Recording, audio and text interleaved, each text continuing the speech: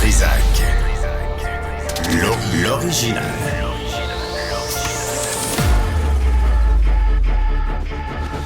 Du Trizac. Votre plaisir coupable. Comme ça, t'es-tu correct? Oui. C'est beau? J'aimais. Ah, si tu veux. Fais-toi plaisir. Moi, je suis là pour aider, pour faire plaisir. Tu le sais. Bonjour tout le monde. Bienvenue à l'émission. On est jeudi, le 16 janvier 2025. Déjà, j'espère que vous allez bien. J'espère que vous êtes heureux dans cette magnifique ville de Montréal ou ailleurs, en banlieue, sud ou nord. Ça, c'est quoi? C'est un verre d'eau? Sacramouille.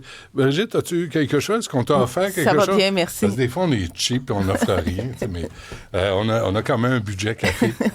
De l'eau. De l'eau. 1h moins quart, soyez là parce qu'il y a des parents qui seront avec nous.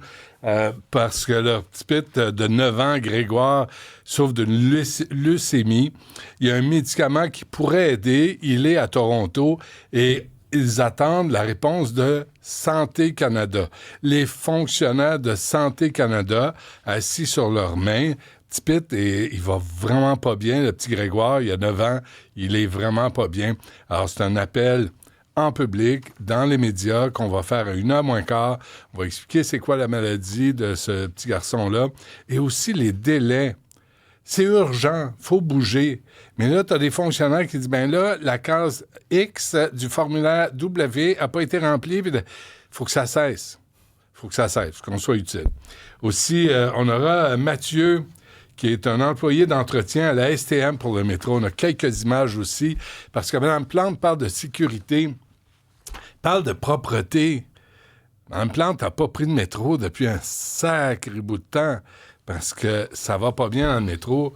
Et là, c'est un témoignage. Je sais qui est la personne. On vous le présente sous le nom de Mathieu parce que je veux pas qu'il perde sa job. Puis lui, il a le courage de dire, voici, c'est quoi la réalité dans le métro. On va lui parler vers midi. Mais tout d'abord, écoutez, ça fait au moins 12 fois qu'on l'invite. On court après. Carton d'invitation. On lui envoie une limousine à la porte. On lui envoie des fleurs, des chocolats. Ça n'arrête pas. Non, je suis occupé. Oh non, je suis en voyage. Non, je suis en Europe. Moi, Brigitte Alpin, fiscaliste avec nous. Brigitte, bonjour. Bonjour. Bonjour. Tu as été occupée un peu, hein? Oui. Tu roules en désespoir, là. T'es occupée.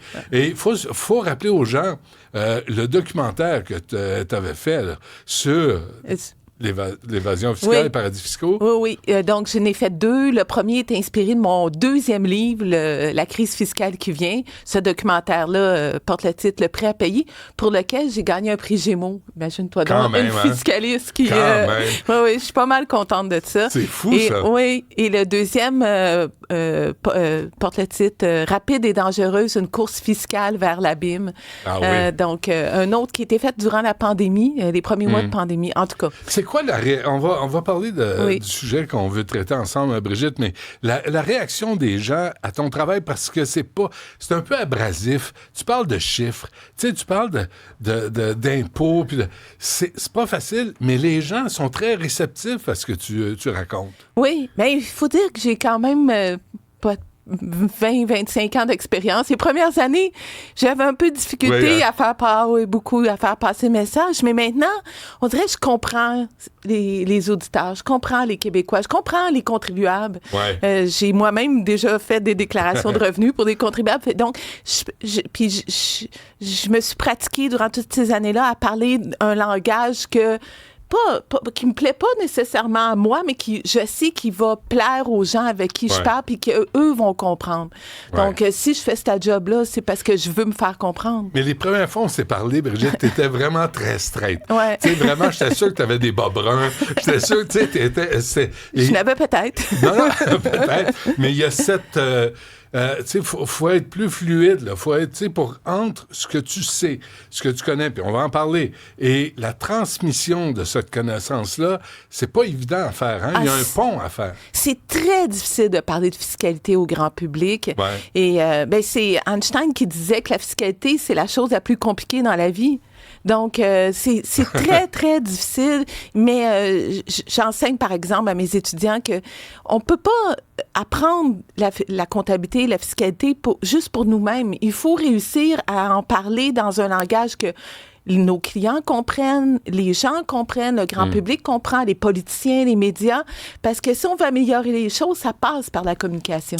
J'ai pensé te lancer pour te mettre de bonne humeur avec deux données que je suis allé voir. Puis j'ai testé dans le bureau tantôt. D'abord, la dette du Canada est rendue, moi je disais toujours 1200 milliards.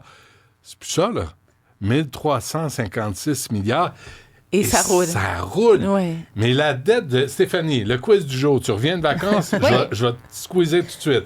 La dette du Québec est de combien? La dette totale. Dans le 1000 milliards? Non, du Québec, pas du Canada, du Québec. Du Québec, elle est de 336 milliards. Brigitte, j'en reviens pas. Encore là, moi, j'avais 200 quelques. 330 milliards. Oui. Est-ce qu'on a oublié ce qu'est $1 milliard? Oui. Et puis, je sais que toi, t'es jeune, mais toi puis moi, on vient de l'époque où est-ce que la loterie, c'était de gagner 1 million. Oui. Donc, t'étais assuré. Oui, c'est ça. Donc, c'est vrai que on dirait qu'on a perdu complètement le contrôle de la dette, des dettes publiques. Mais ça reste quand même moins important qu'aux États-Unis. Je sais pas si on peut se consoler avec ça. Ouais, se comparer à pire, hein? C'est pas la bonne affaire. Ouais. Non, mais je te donne ça comme chiffre parce que je voulais avoir un début de conversation, mais sur la fiscalité. Et je me disais, tu sais, tu lances l'idée comme ça, et si tout le monde payait sa juste part. Ouais.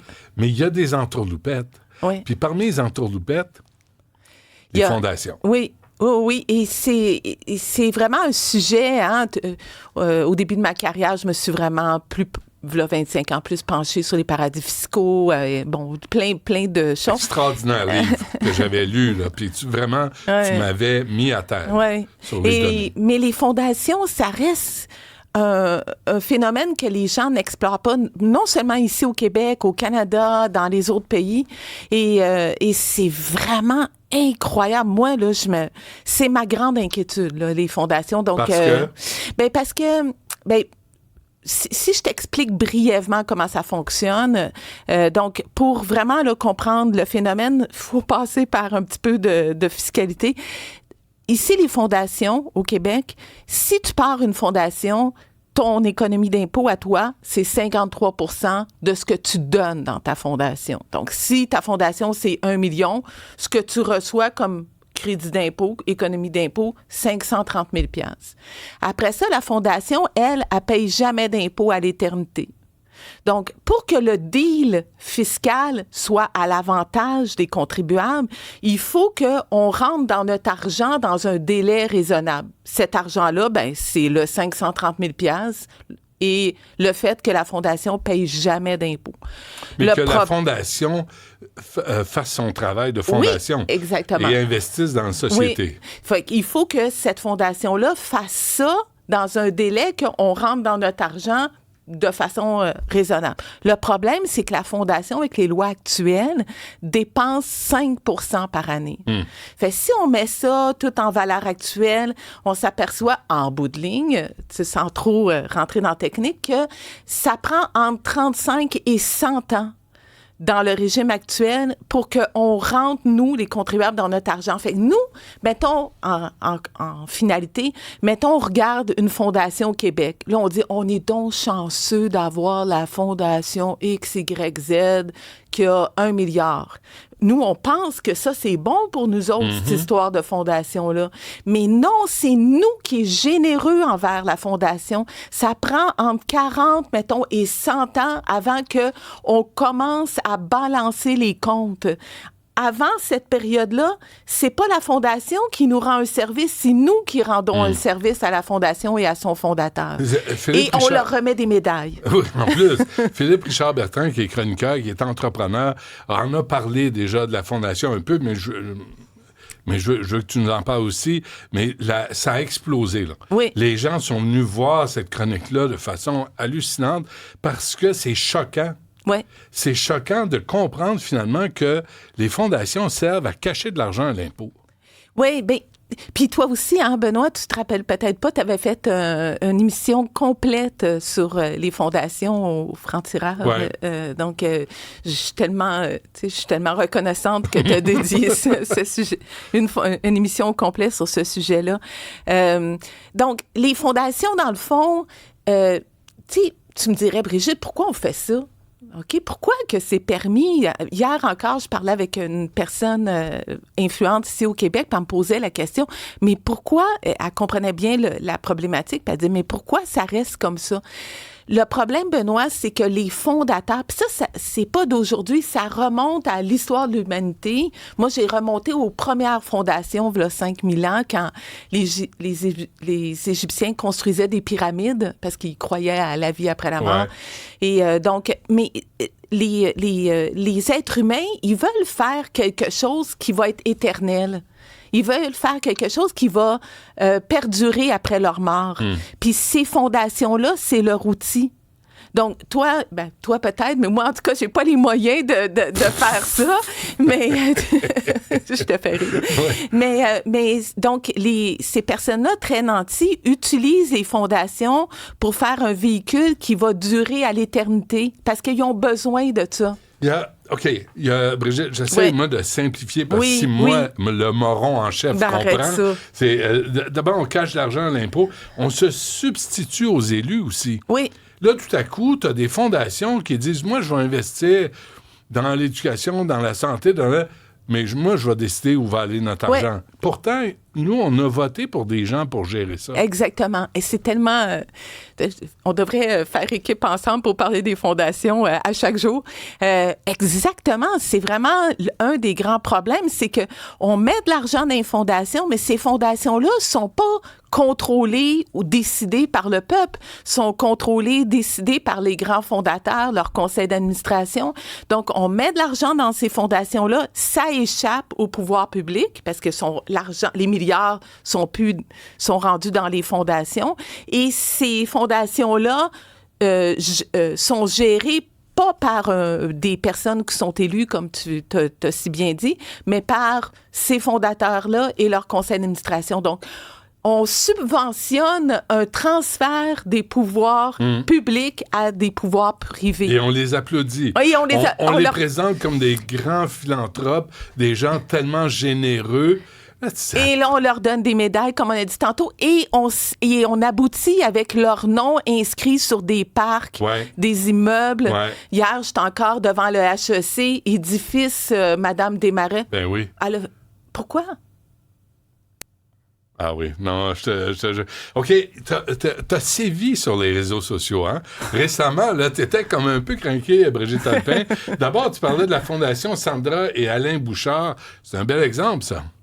Oui, donc la Fondation Sandra et Alain Bouchard, dont les fondateurs sont Sandra et Alain Bouchard, a 160 quelques millions de dollars d'actifs et ce qu'elle fait, c'est légal. Ça suit les... Moi, je les connais pas, ces fondateurs-là. Là. Je connais pas M. Bouchard, je connais pas M. Chagnon. Donc, c'est pas eux en tant que tels, c'est le régime fiscal qui est fautif. Mais si tu les connaissais, tu pourrais rien dire. C'est ça l'affaire, c'est qu'il faut être indépendant et libre, comme tu l'es. Mais j'ai déjà eu l'opportunité, par contre, de recevoir de l'argent de deux grands fondateurs et justement, pour garder ma neutralité, j'ai refusé. Ah oui, hein? Parce qu'il y a une laisse avec cet argent-là, hein? Oui. Mais je crois que c'est pour ça qu'on n'entend pas beaucoup parler. Je pense aussi. Ouais.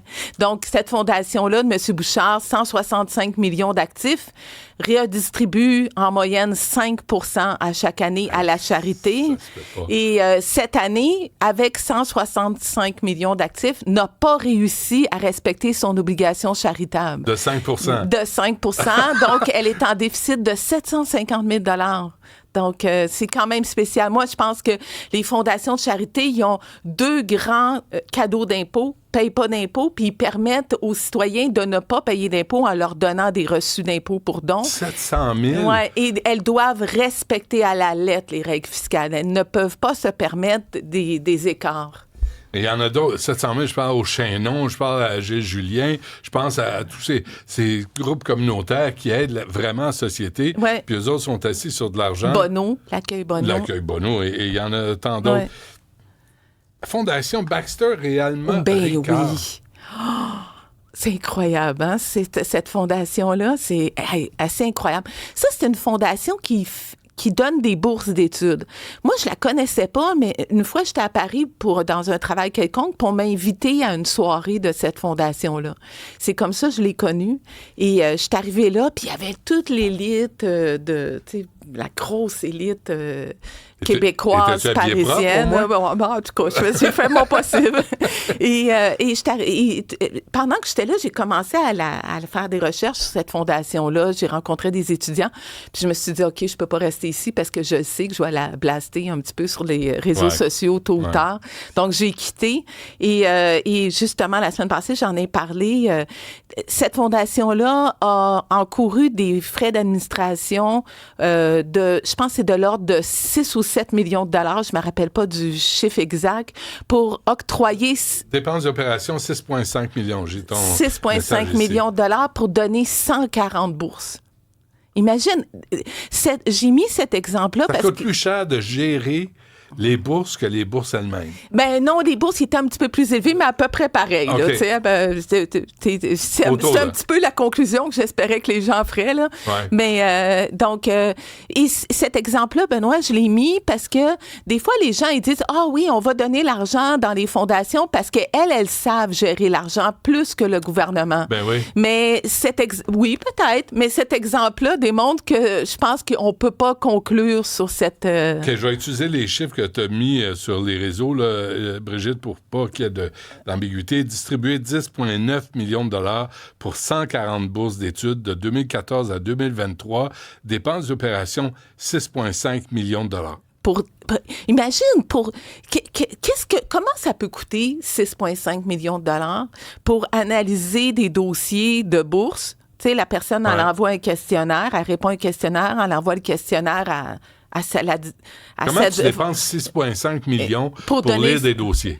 Puis donner, c'est pas 140 bourses. Oui, pas 1000. Ouais. L'autre, la Mastercard Foundation, mais toutes les grosses compagnies québécoises, tout le monde a des fondations. Là. Tu sais, je serais hypocrite de dire, oh non, on est ici à Cube, mais tout le monde en a des fondations. Là. Mais c'est pas parce qu'on est ici à Cube que je vais dire ce que je dis, mais je trouve que Pierre-Carl Péladeau, sa façon, puis je le dis, là, je serais, si j'avais quelque chose de négatif à se dire, je me gênerais pas. Ouais. Mais par rapport à ça, j'aime bien sa façon de donner. Il prend son argent, il gèle pas son argent dans sa propre fondation, il la prend, il la donne à un hôpital. Il a donné récemment 10 millions à un hôpital. Donc, je trouve que sa façon de donner me semble plus efficace que de se partir une grosse fondation privée, puis que de geler de l'argent là parce qu'on veut que la fondation privée soit éternelle. Oui. Parce que c'est une bonne façon de faire du patronage, du favoritisme, d'engager des dynamis avec des méchants gros salaires. C'est ça aussi, les entourloupettes. Voilà. Aux États-Unis, la fondation Elon Musk, le New York Times a démontré que c'est vraiment ce qui est arrivé. Là. Lui, il utilise sa fondation pour ses propres fins, tout simplement. Oui.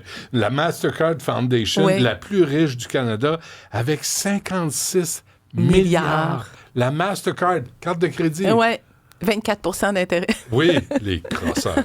C'est cœur. Donc, la Mastercard Foundation, j'aime en parler parce que cette fondation-là démontre que ça peut arriver des petits arrangements avec l'Agence du revenu du Canada, même quand on est une fondation privée de charité. Donc, la Mastercard Foundation, elle a réussi à avoir un arrangement avec l'Agence du revenu du Canada en vertu de laquelle elle profite d'une pause de charité de 15 ans. Donc, malgré ces milliards, pendant 15 ans, elle n'était pas obligée de faire la charité. Ça se peut pas. C'est incroyable, Ça se peut pas. Ouais. Ça, je l'ai fait contre-vérifier parce que je pouvais pas le croire. Oui.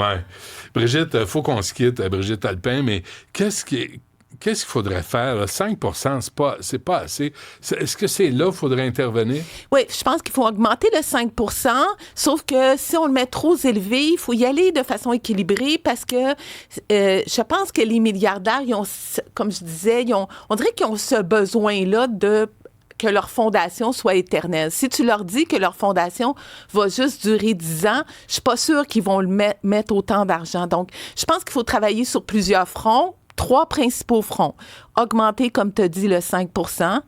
Réduire le cadeau d'impôt. Le cadeau d'impôt, il est de 53 %. Je pense que là, quand tu as un cadeau d'impôt de 53 % de la valeur du don que tu fais, ça veut dire que tu donnes moins que 50 %. Je ne sais pas si j'ai réussi à bien m'exprimer. Donc, je pense pas que c'est nécessaire que le cadeau d'impôt soit autant élevé. Puis également, par exemple, aux États-Unis, et ce cadeau-là d'impôt de 53 %, c'est parmi les plus élevés dans tous les pays. Hein? Donc, au Canada. Bravo. Donc, aussi, par exemple, aux États-Unis, les grandes fondations qui ont des milliards puis qui font du revenu d'investissement sur ces milliards-là, du revenu de biens, ils ont un impôt sur leur revenu de biens. Okay. Donc, je pense que ça serait bien, comparativement, par exemple, à toi et moi qui payent de l'impôt sur nos revenus de biens, je pense que ça serait bien que les fondations aient aussi un impôt à payer sur leurs revenus de biens, sur l'argent qui n'est pas utilisé à des fins charitables. Est-ce que, comme fiscaliste, est-ce que c'est normal que j'ai des brûlures d'estomac à chaque fois qu'on parle de ça? Parce que vraiment, là, nous, on donne plus que la moitié. Ouais. Là, tu vois les entourloupettes des plus riches, des plus nantis, puis c'est jamais assez. Oui. Never enough. Non, c'est... How much is enough? Tu sais, ça prend combien au milliardaire pour que son ego soit assez plein pour qu'il dise « Je vais payer ma juste part ». Oui, et je terminerai, si tu me le permets, en disant que... Parce que des fois, les gens, ils pensent « Ah, c'est pas vraiment important, c'est pas... elle parle de ça, mais c'est pas... C'est peut-être pas... elle parle de gros chiffres, mais c'est à quel point c'est si... » Aux États-Unis, dans les fondations privées de charité, il y a 1500 milliards de dollars et plus, là. On a les chiffres à chaque mois, là. On est rendu presque à 1600 milliards de dollars. Et dans les paradis fiscaux, il y a 3000 milliards de dollars. Les paradis fiscaux donnent généralement droit à un cadeau d'impôt. Tu ne payes pas d'impôt dans le paradis fiscal.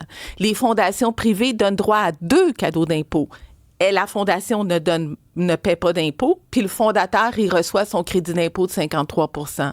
Donc, moi, je dis souvent, c'est un problème. Et en plus de ça, on s'approprie du pouvoir public, le fondateur. Ouais. Donc, moi, je dis souvent, c'est un problème qui est devenu probablement autant important que les paradis fiscaux et personne n'en parle. Alors, ni les bons libéraux, puis ils pensent pas les conservateurs non plus, hein? Pour le moment, moi, en tout cas, j'arrête pas. Hein? J'arrête pas, puis je te remercie de m'inviter. Mais ça, OK, tu as une question à poser à Pierre Poilievre. Pierre Poilievre, on a décidé à partir de lundi prochain, là, on va diffuser une question à Pierre Poilievre que ses amis lui posent pas comme question parce qu'il faut pas le choquer. Il va s'offusquer, le pauvre Pierre. Puis il vient pas en entrevue s'il pense qu'il va être challengé. Alors toi, si tu avais une question à Pierre Poilievre, s'il devient premier ministre, ça serait quoi à propos des fondations? C'est quoi son plan pour mettre fin à ce scandale? Donc, pas compliqué. C'est comme... faut garder ça simple en fiscalité. C'est quoi son plan pour mettre fin à ce scandale sur les fondations privées de charité? Très bien. Brigitte Alpin, merci d'être venue à l'émission. Lâche pas. As-tu d'autres projets? Bien sûr. Là, présentement, je travaille beaucoup sur la réforme fiscale américaine qui s'en vient. On n'en parle pas. On parle juste des tarifs. Ouais. Mais on ne parle pas que le président Trump a l'intention de réduire les taux d'imposition de 30 %. Aïe. Donc, ça va faire une concurrence fiscale incroyable envers les entreprises canadiennes. Qui vont s'en aller. Il faudrait que je revienne t'en parler. On fait ça. Parfait. C'était un rendez-vous. Merci, Brigitte. À la prochaine. Merci.